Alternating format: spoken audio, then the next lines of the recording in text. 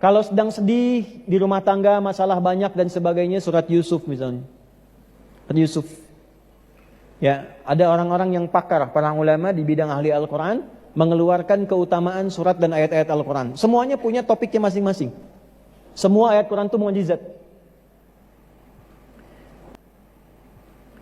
Kalau ibu ingin penjagaan dalam hidup sampai meninggal di alam kubur, khawatir nanti kalau meninggal bagaimana? Baca surat Al-Mulk. Jelas? Ada nggak ustadz yang pendek-pendek dikit? Kalau sedang gelisah umum, gelisah, nggak enak, nggak tenang. Menemukan tetangga masa gitu, kan? Teman-teman nggak enak dan sebagainya. Ada 2 surat langsung, surah 93 dan 94, Ad-Duha dan Al-Insyirah. Upayakan ibu baca dalam sholat. Misalnya subuh, rakaat pertama Ad-Duha, kedua Al-In. Itu satu paket ya bu. 2 surat itu berpasangan, turunnya bersamaan. Tuh. Malam mau tidur, keganggu, gelisah. Oke lah. Lihat anak gelisah. Ibu mimpi nggak enak, ya kan? Bangun gelisah, nggak bisa tidur. Baca 3 surat dan plus 1 ayat. 3 suratnya membuat kita akan lebih merasa nyaman, lebih dingin, lebih adem, lebih cool. Maka 3 cool. Qul huwallahu ahad. Qul a'udzu birabbil. Qul a'udzu birabbin. Nah, 3 surat ini membuat diri kita lebih cool. Terlindungi. Disebut dengan muawwadzatis salat. 3 surat minta perlindungan dari kegalauan akibat gangguan-gangguan syaitan.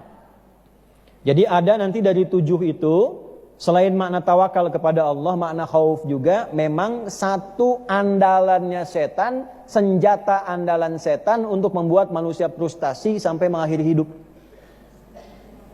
Ditemukan di mana itu? Ali Imran, pindah. Surah keberapa? Ketiga. Ayat berapa? 175.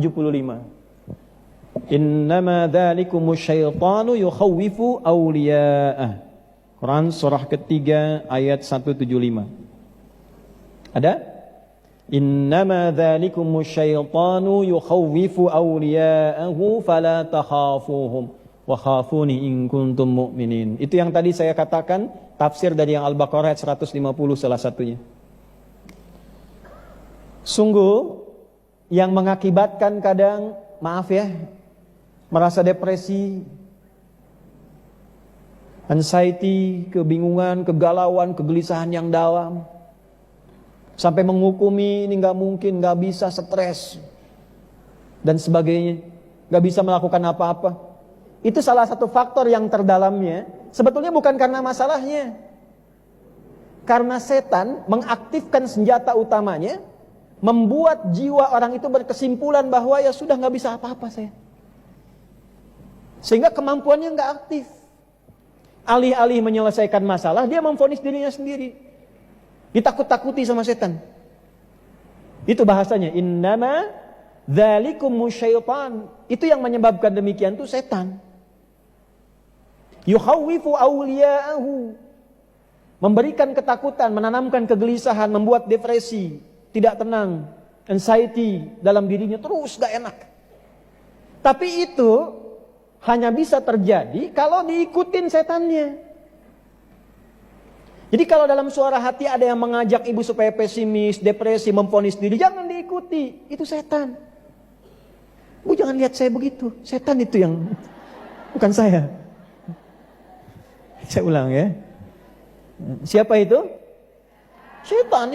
Yang menyebabkan itu setan. Jadi kalau ibu sedang punya masalah, terus tiba-tiba dalam hati gitu, dah kamu memang begitu, kamu mah lemah, kamu dilarutkan dalam keadaan demikian. Yakinkan itu setan sedang bekerja. Tapi itu hanya akan terjadi kalau diikuti. Yukhawwifu awliya'ahu, membuat, menanamkan, menghadirkan rasa takut, depresi kepada yang mau ikut dia. Lalu kata Allah begini, fala takhafuhum, jangan diikuti. Bu, jangan diikuti. Jangan takut dengan bisikan setan, jangan khawatir. Lawan itu, lawan. Gak benar nih, kamu pasti bisa. Gak benar. Paksa sholat, paksa baca Quran, Lawan. Kalau nggak dilawan, nanti